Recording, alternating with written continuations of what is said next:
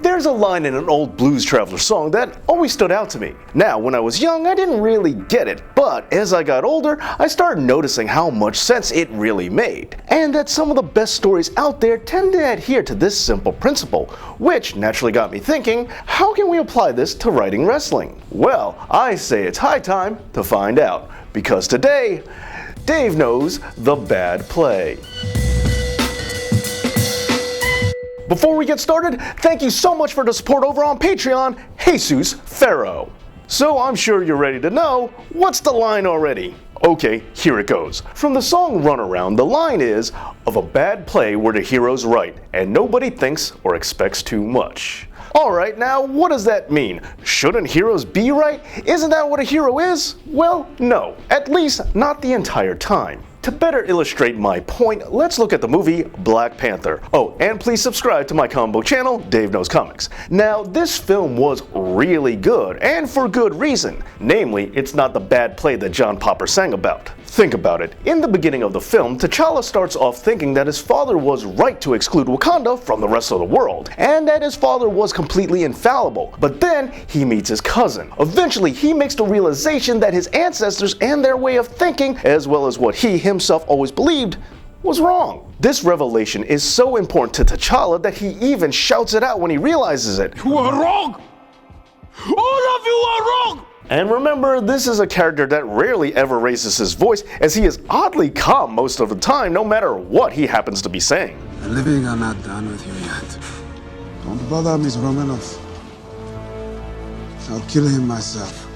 Then, by the end of the movie, T'Challa decides as king that Wakanda must share its resources with the rest of the world, ultimately adopting the villain's philosophy, but doing it in a heroic way. So overall, here we have a story that's so much more interesting because the hero starts off being incorrect, but then learns to go through a character arc to become a better person by the end of the story. Imagine how much more boring it would be if T'Challa never went through this or any character change of any kind at all. By having this progression, it makes the audience think and expect more from the film, which is exactly the way things should be, even for pro wrestling. But sadly, most of the time when we get a storyline in professional wrestling, it's a simple spoon-fed plot where nobody thinks or expects too much. However, I don't think it has to be that way. I think we should raise our expectations. Let's just look at a recent storyline that did work, Johnny Gargano and Tommaso Ciampa. When DIY split, Johnny obviously started off as the victim, betrayed by his partner. So yes, he was in the right. But what made this storyline really interesting was that it took a surprising turn when it was revealed that Johnny Wrestling was the one behind the attack on Aleister Black, because he wanted Ciampa all to himself. Here we had a story where the hero started off right, but his lust for revenge made him turn for the worst, making him become that which he hated. But then things eventually flipped yet again, where Johnny became the hero once more.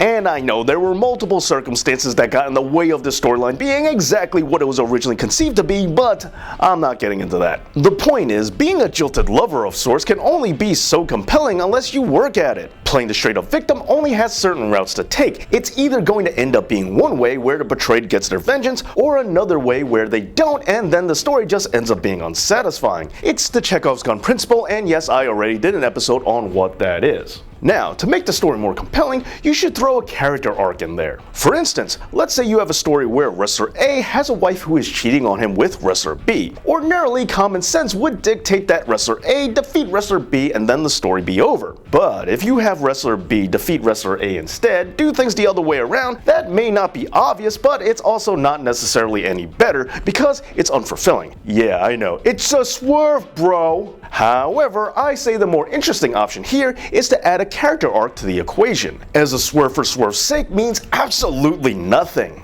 Okay, so instead, let's say wrestler A finds out that his wife is cheating on him, but instead, he's actually okay with it. We learn that he has no backbone, no confidence in himself, and he has no problem being cut down by his wife and wrestler B, who she is having the affair with. That is, until he learns to stand up for himself. Then he defeats wrestler B, and then the story is over. Now that would be a much more powerful story in my book. And yes, I'm saying it. If Mike and Maria were able to conclude their storyline, it was on track to be way more interesting than Lana and Rusev is right now. Ultimately, the issue here with wrestling is that it's primarily a program not made for growth, change, or development, as we typically see characters reset without a second thought to continuity, where feuding wrestlers go back to being friends again like nothing ever happened, or a hated villain instantly becomes a beloved hero in the blink of an eye. And while that does have some advantages, overall, I think it limits what wrestling can do in terms of writing. Instead, let's imagine a world where wrestlers are treated as characters, and major feuds and major events change who these characters are. And we don't have to forget about past plots, and commentary acknowledges the past and how it has made these wrestlers different as people. This would translate perfectly to creating some really good character arcs. Now, to better illustrate my point on why character arcs are just so intriguing, let's look at a past feud that was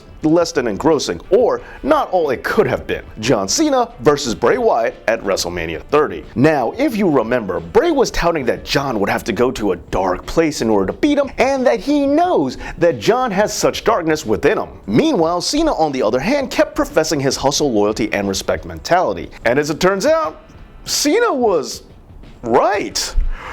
Boring. He just beat Bray at WrestleMania 30 apropos of nothing. Instead, imagine the story this way. What if Bray insists that the only way John could beat him is if Cena became ruthless? Cena would then of course refuse, having to maintain his goody-goody status for the kids. And then when they face off, Cena loses. But then they meet again. However, this time, Cena cheats and does dirty while the ref isn't looking, and as a result, he wins. But Bray takes this as a victory since Cena just proved that Bray was right all along. Then, after feeling like he's betrayed his own beliefs, Cena decides that there must be a better way. So for the rubber match, they face off one last time. However, it's a no DQ match. And in this go around, Bray brings the weaponry and goes to the extreme. But Cena doesn't do anything but wrestle, hand to hand, never touching a weapon of any kind no matter what Bray does. And in the end, Cena pulls off the victory, and he does it his way. This would have been so much better if you ask me, because it doesn't matter when the hero is wrong, just so long that he is at some point. If he starts out being wrong and then becomes right in the process, then it's a story about growth. If he begins right, goes wrong, and ends being right again,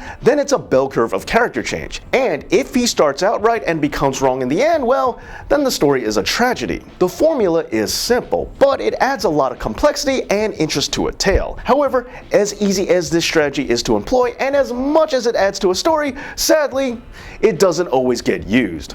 Why not? Well, let's go back to the original Blues Traveler song, because after the aforementioned lyrics of a bad play where the hero's right and nobody thinks or expects too much, the next line is Hollywood's calling with the movie rights singing, "Hey babe, let's keep in touch." And that right there is the problem. For many in mainstream media, good writing is harder to do, when easy writing can still make you a lot of money. It's quick and it's passable. And as a result, we're just used to seeing a lot of lackluster storytelling in general. And sadly, professional wrestling can be one of the most frequent offenders. However, just because there are those who do things the easy way, it doesn't mean that we shouldn't desire better, as we should demand that things get done the right way. And the right way, surprisingly, means having heroes do some wrong. So in the end, WWE, don't be the bad play. Do some better writing. I know you do sometimes, but then other times you don't. Or should I just ask, why you want to give me the runaround? Is it a surefire way to speed things up, when all it does is slow me down? But what do you think? What are some other storylines that would have been improved by having the heroes be wrong? Let me know down in the comments. And I want to give a big thank you to Jesus Farrow for the support over on Patreon. And if you want to show the channel some love yourself, go over to my Patreon page. Thanks so much for watching, and as always, Dave knows.